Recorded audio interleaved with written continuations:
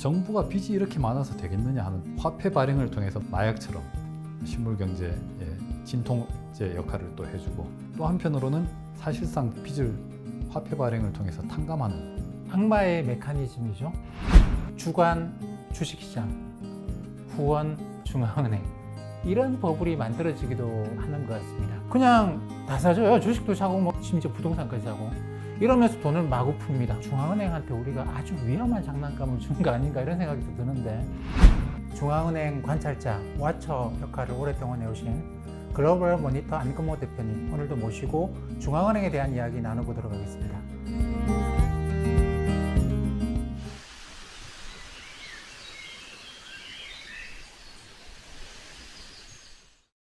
우리나라 투자자들이 제조업 마인드를 좀 줄이고 금융 마인드를 키우는 데 도움을 드리고자 저희가 금융의 민낯을 살펴보고 있습니다. 오늘은 중앙은행 이야기입니다. 사실 제조업에서는 소수의 사람들이 제품의 생산과 공급, 심지어는 소비자의 행동까지도 좌지우지하는 그런 경우는 없습니다. 그렇지만 금융에서는 중앙은행이 주식, 채권, 외환, 원자재, 심지어는 부동산에까지 아주 막강한 권력을 행사하고 있습니다. 중앙은행 하면 이분을 빼놓을 수가 없을 것 같습니다. 중앙은행 관찰자, 와처 역할을 오랫동안 해오신 글로벌 모니터 안금호 대표님 오늘도 모시고 중앙은행에 대한 이야기 나눠보도록 하겠습니다. 대표님 안녕하세요. 안녕하십니까.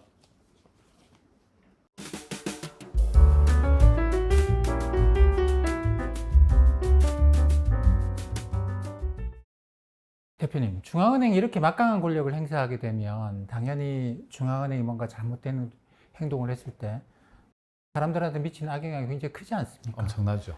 중앙은행 뒤에 뭔가 검은 세력이 있을 거다라고 이야기하는 사람들 있는 것 같아요. 중앙은행을 오랫동안 관찰해 오신 대표님 생각하시기에 어떻게 생각하십니까? 이른바 주요국이라고 하는 국가들의 중앙은행 제도를 보면은 기본적으로 이 중앙은행이라는 조직 자체가 정부의 한 구성원인데, 선출되지 않은 소수의 전문 관료가 엄청나게 중요한 의사결정을 내리는 거죠. 그러니까 우리가 물가 안정이라는 중앙은행의 책무를 표현하는데, 물가가 안정되도록 하기 위해서는 거기에 걸맞게 이제 화폐량을 조절하는데, 화폐라는 것은 소비자 물가뿐만 아니라 모든 것을 살 수 있는 수단이니까. 그렇죠. 화폐의 량을 결정하면은, 조절을 하면은 그 반대편에 있는 일반 물가라든가 자산 가격, 모든 것의 가격이 이제 같이 움직이게 됩니다. 그러니까 모든 사람들한테 영향을 미치는데, 그러다 보니까 이 사람들이 의도했든 의도하지 않았든 상당히 큰 권력을 갖고 있고, 거기에 수반되는 위험도 굉장히 크다라고 할 수 있겠습니다.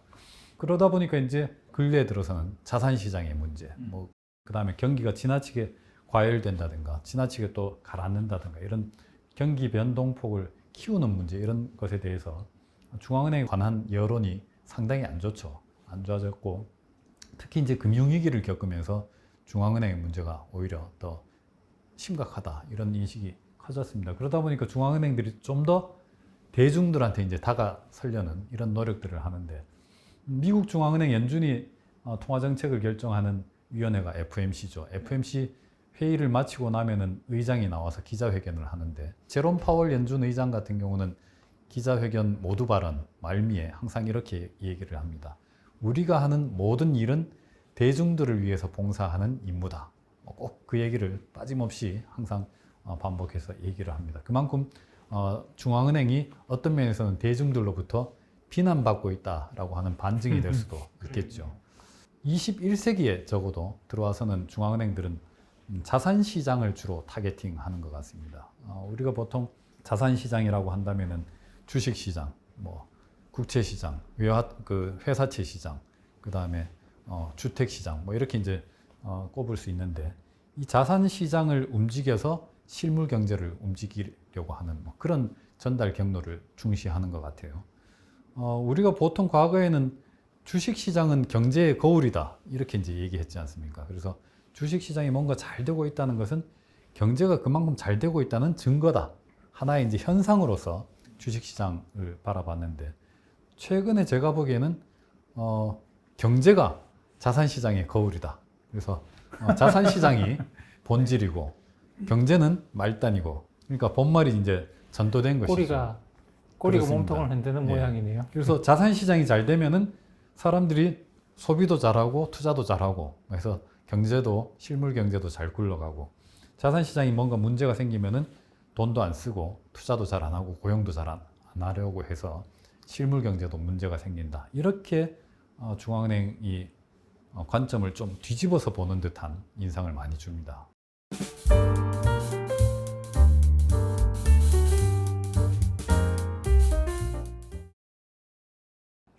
최근에 저는 그런 생각을 많이 합니다. 이번 팬데믹 때도 그랬습니다만 늘 그런 건 아닌 것 같아요. 근데 예전에 뭐 1929년 대공황 때도 그랬고 그때도 밀턴 프리드만이 이건 중앙은행이 잘못해서 대공황의 충격이 굉장히 오랫동안 지속됐다 이런 표현을 썼잖아요.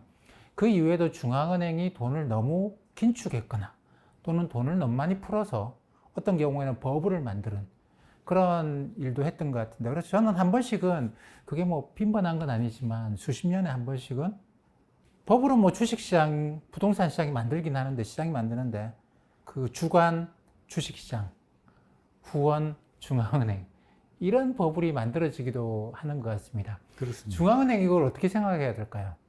그래서 이제 중앙은행이 그렇게 자산 시장을 상당히 중시하는 정책을 펼치니까 결국 나왔는 용어가 연준의 풋, 뭐 중앙은행 풋이라는 풋옵션. 그렇습니다. 네. 그러니까 풋옵션을 중앙은행이 투자자들한테 공짜로 준다는 거죠.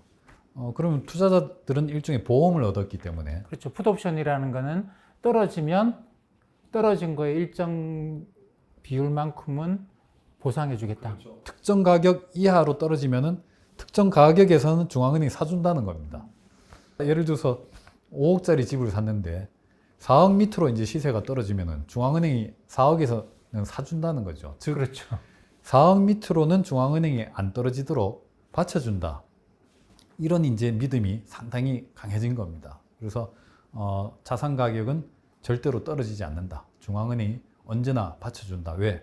자산 시장이 문제가 되면은 실물 경제가 잘못될 거라고 중앙은행은 믿기 때문에 자산 시장이 잘못되도록 방치하지 않는다. 뭐 이런 이제 믿음이 생긴 것이죠. 그래서 투자하는 데 있어서도 항상 최고의 이제 투자자들의 최우선 격언이 뭔가 하면은 중앙은행에 맞서지 말라는 것이죠. 그 다음에 또 양적 완화 시대가 되면서 등장한 격언은 뭔가 하면은 중앙은행이 사는 것을 사라.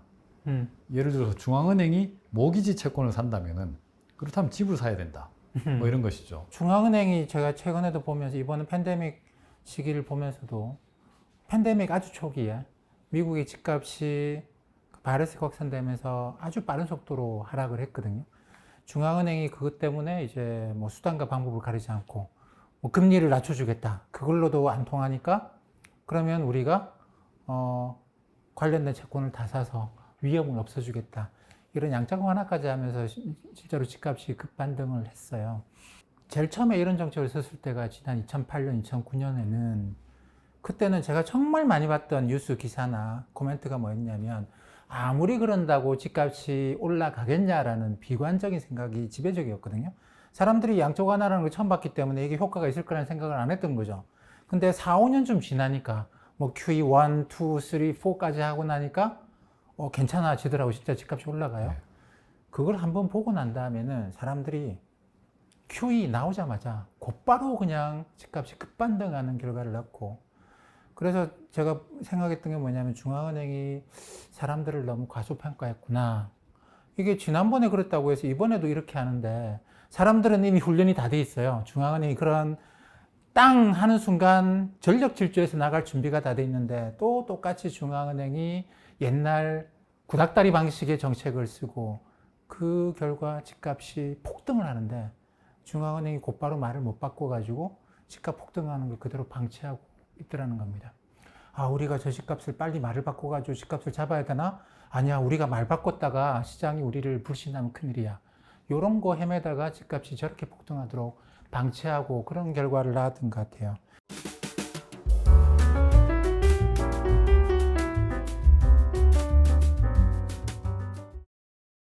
안건모 대표님 집필하신 책에 그 샤워실의 바보들이라는 그렇습니다. 표현이 있었던 것 같은데 샤워실의 바보라는 것은 뜨거운 물을 틀었다가 너무 뜨거우니까 또 찬물을 확 틀었다가 또 너무 차가우니까 뜨거운 물을 튼다 하는 개념에서 밀턴 프리드만이 이제 비유를 한 것인데, 솔직히 지난 수십 년을 보면은 찬물은 잘 안 틀었던 것 같습니다. 혹시 기억이 나십니까? 찬물 틀었던 기억이. 별로 기억이 안 나요. 쿨다운 시키는. 진정. 그러지 말고 우리 좀 천천히 갑시다. 뭐 경제 성적 좀 안 해도 괜찮아요. 이런 경우는 별로 없었죠. 실제로 이제 1994년에 이른바 채권 시장에서 채권 시장 대학살이라고 이제 이름을 붙였던 연준의 아주 공격적인 금리 인상이 있었는데, 6, 7년 전에 앨런 그린스펀이 그 당시를 회고하면서 했는 말이 그겁니다. 당시 연준은 그 거품이 일어날 위험에 대비해서, 특히 이제 주식시장 거품 위험 때문에 금리를 상당히 공격적으로 올렸는데, 잠깐 좀 이렇게 눌려 있는 듯 하다가 안 잡히더라는 것이죠. 그 당시 이제 경험을 토대로 2000년대 초에 그린스펀이 이제 이른바 잭슨 홀 연설에서 그런 얘기를 했습니다. 거품에 관한 일종의 독트린이었는데, 거품이라는 것은 무너지기 전에는, 붕괴되기 전에는 알 수 없다. 특히 실물 경제가 멀쩡한데 거품만 이렇게 때려잡을 수 있는 그런 아주 외과수술적인 그런 긴축적인 통화 정책은 없다는 것이죠. 결국 중앙은행은 이 거품이 일어나는 것에 대해서 뭐 어떻게 방법이 없다라는 식의 일종의 면피 독트린이었는데, 그게 이제 1994년 경험을 토대로 해서 일종의 중앙은행의 기본 스탠스가 됐습니다. 그래서 거품을 이렇게 예방하거나 내지는 이렇게 다스리는 것은 통화정책 수단으로 할 수 있는 게 아니고, 감독 규제 정책을 통해서 뭐 예를 들어서 LTV, DTI 뭐 이런 것과 같은 감독 규제 정책을 통해서 대응하는 게 원칙이다. 뭐 이렇게 되어 있습니다.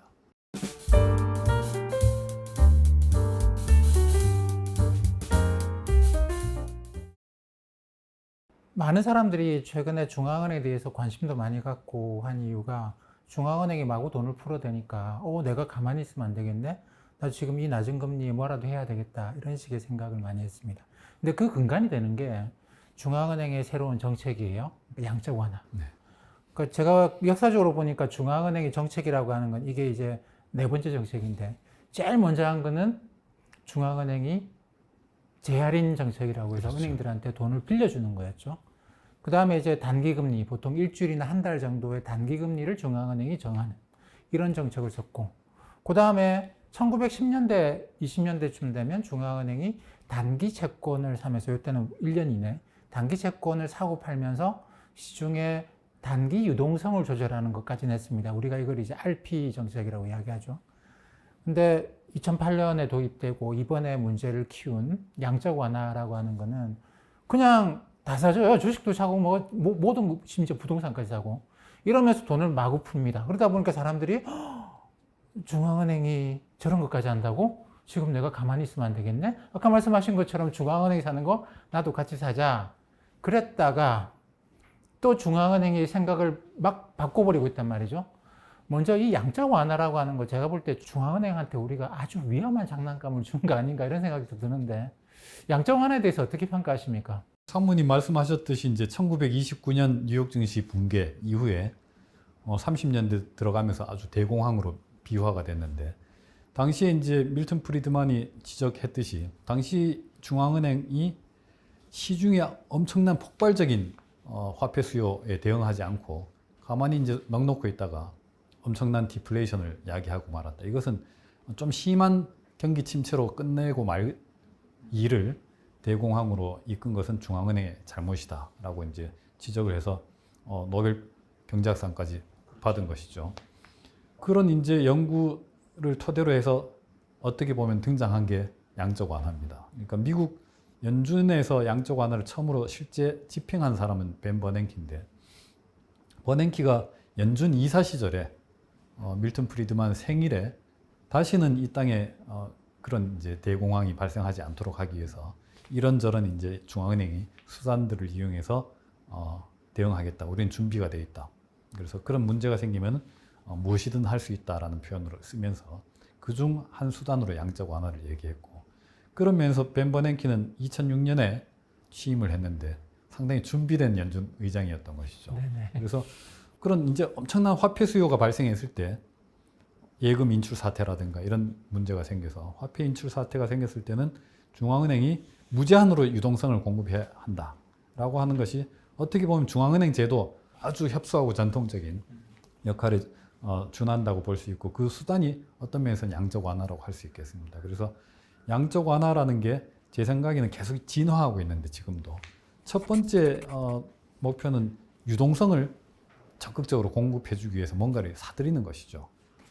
그런데 그 다음에 양적 완화라는 것은 장기 채권을 사들인단 말입니다. 그러니까 경기를 이제 띄우려는 목적에서 단순히 유동성 공급이 아니라 자산 시장을 경유해서 경기를 띄우려는 목적에서 장기 채권을 사들이고, 그래서 시중의 리스크를 다 걷어들여 버리면은 사람들이 더 리스크가 높은 자산 시장에 많이 뛰어든다는 것이죠.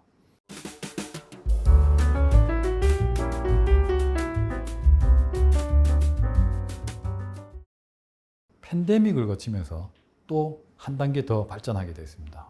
원래 양적 완화 정책이라는 것은 금리가 이제 0%까지 떨어져서 마이너스 금리로는 본질적으로는 내릴 수 없기 때문에 그럼 보조적으로 양적 완화를 통해서 장기 채권을 사들이면은 단기 금리를 내리는 것과 동일한 효과를 장기 금리로 영향을 미칠 수 있으니까 이른바 비전통적인 수단으로서 양적 완화 정책을 사용한 것인데, 이제는 금리가 제로가 아닌데도 불구하고 양적 완화를 할 수 있는 논리적 기반이 마련됐습니다. 이미 ECB가 지난번에 도입했죠.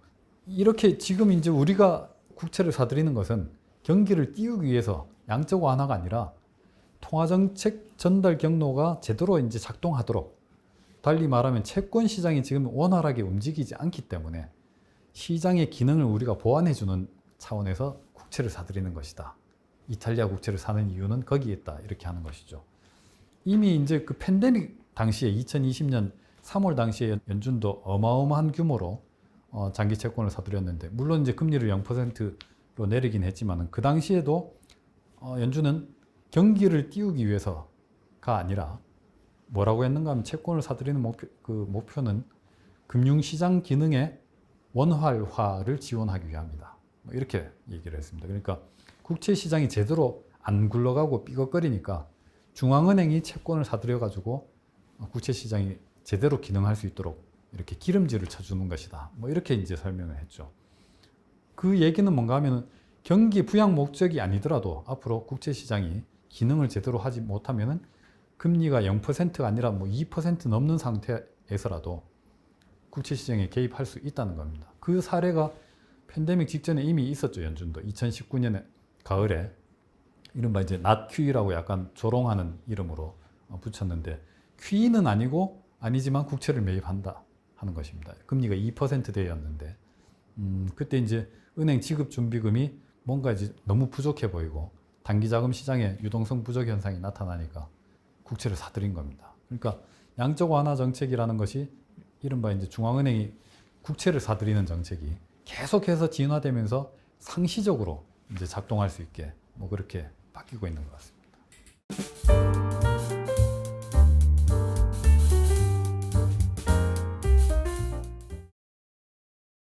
중앙은행이 이제 양적 완화라는 걸 하면서 상시적으로 돈을 풀어대고 이런 일이 생겨요. 그러다 보니까 뭔가 좀 위험한 일이 발생했다 그러면 중앙은행이 돈을 마구 풀죠.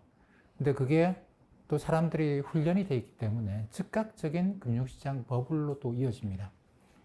그러면 시간이 지나면 이거 버블을 방치할 수는 없고 중앙은행이 또 말을 확 바꿔가지고 어마어마하게 돈을 풀었던 만큼 아주 강력한 긴축으로 들어가요. 그러면 주가가 폭락하고 집값도 하락하면서 또 많은 사람들이 고통을 받습니다. 결국 지나서 보면 많은 사람들이 이제 고통을 받는 단계에 지금 와 있는데 무엇이 잘못됐을까 생각을 해보면 그런 위험한 시기에 중앙은행이 돈을 푸는 게 잘못됐을까? 그거는 그럴 수 있겠다고 생각을 해요. 세상을 구해야 된다는 생각을 할 테니까 누군가는 어벤져스 슈퍼맨이 돼야 되는 것이겠죠. 근데 그러고 난 다음에 어느 순간인가 또 돈을 걷어들이는 그런 행동들도 있어야 되는 거거든요. 그러니까 그것도 잘못됐다고 볼 수는 없습니다. 중앙은행이 한 행동을 뒤에 가서 보면 잘못했다고 할 수 있는 행동은 사실상 없어요. 그때 그게 맞았다. 근데 지나고 나서 보면 누군가는 아주 크나큰 고통을 겪게 된단 말이죠. 이 어느 단계에서 도대체 우리가 뭘 어떻게 해야 되는 건가요? 1970년대 대인플레이션이 어떻게 해서 발생했는가, 이 연구가 엄청나게 많지 않습니까? 그 중에 하나가 를 보면은 재정 정책의 변화를 꼽는 이제 지적이 있는데, 1960년대 이전까지만 해도 정부가 빚을 내면은 언젠가는 결국 갚아야 된다. 그러니까 적자 재정이 발생하면은 경제가 나아지면은 그 뒤에는 흑자 재정을 통해서 다시 균형을 맞춰야 된다 하는 게 정설로 되어 있었는데, 60년대 후반부터 기업들도 빚 갚는 사례가 없다. 그러니까 기업들과 마찬가지로 정부도 빚을 냈다 하더라도 안 갚아도 된다. 계속 굴리면 된다라는 식으로 이제 시각이 바뀌었다는 것이죠. 거기서부터 이제 출발을 했는데, 사람은 본능이 일 안 하고 돈 벌어서 쓰기를 누구나 원하지 않습니까?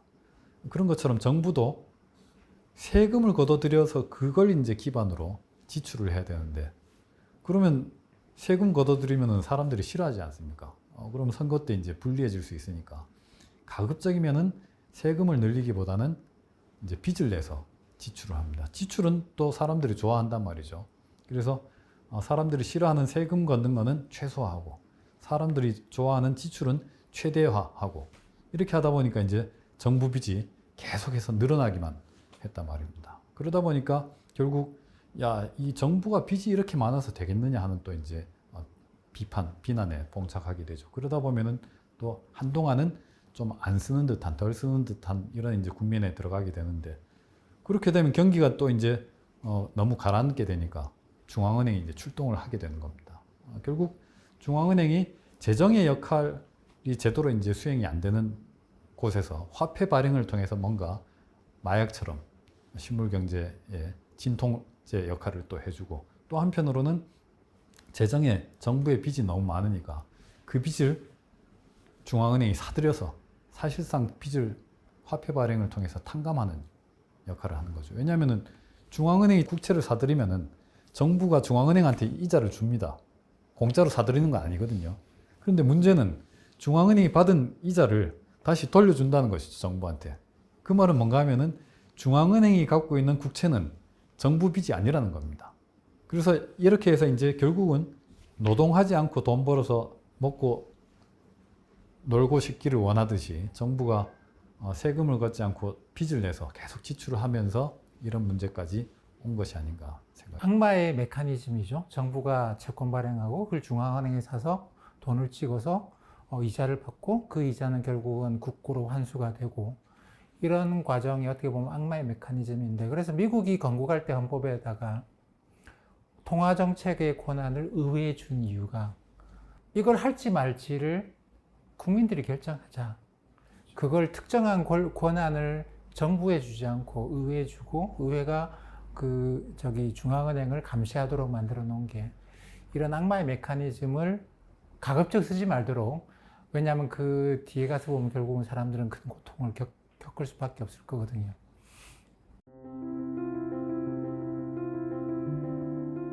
중앙은행한테 앞으로 정책을 어떻게 할 거냐고 물어보면 늘 데이터 디펜던트라는 표현을 씁니다. 경제가 좋아지면 긴축할 거고, 경제가 나빠지면 완화 정책을 쓸 거라고 이야기를 합니다. 중앙은행이 돈을 풀어서 자산 가격을 끌어올린다 라고 하는 상황은 경제가 나쁘니까 그런 거거든요. 팬데믹이 와서. 근데 우리는 간혹 어떤 생각을 하느냐면, 중앙은행은 계속 돈을 찍어낼 것이고, 그러면 시간이 지나면 무조건 자산 가격이 올라가는 것이니 내가 지금 돈을 빌려서 빨리 자산을 사야 되겠다 라고 하는 개인의 신념이 발생합니다. 그렇지만 중앙은행은 결코 그런 신념을 갖고 또는 철학을 갖고 돈을 푸는 건 아니에요. 경제가 나쁠 때 한 행동에 불과합니다. 우리는 불필요하게 많은 논리를 만들어내고 그게 마치 철학이고 자기의 신념인 것처럼 생각을 하는데, 위대한 경제학자 케인즈도 그런 이야기를 했습니다. 한 번은 경제학자들로부터 많은 비난을 받았던 적이 있죠. 아니, 당신 같은 위대한 경제학자가 금값이 떨어진다고 이야기를 해놓고는 어떻게 금을 그렇게 많이 사서 돈을 많이 버냐, 이건 아니지 않냐라고 이야기를 하니까 케인즈가 그랬다고 합니다. 나는 팩트가 바뀌면 생각을 바꿉니다. 당신은 어떻게 하시겠습니까? 투자자들은 늘 그걸 생각해야 될 것 같습니다. 팩트가 바뀌면 생각을 바꿔야 합니다.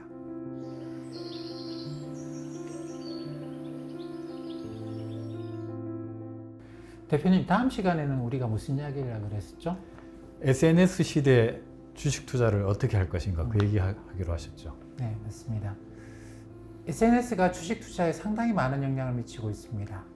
유튜브든 페이스북이든. 다음 시간에는 이 SNS가 주식 투자에 어떤 영향을 미치고 우리가 SNS를 어떻게 받아들여야 될지에 대해서 이야기를 나눠보도록 하겠습니다.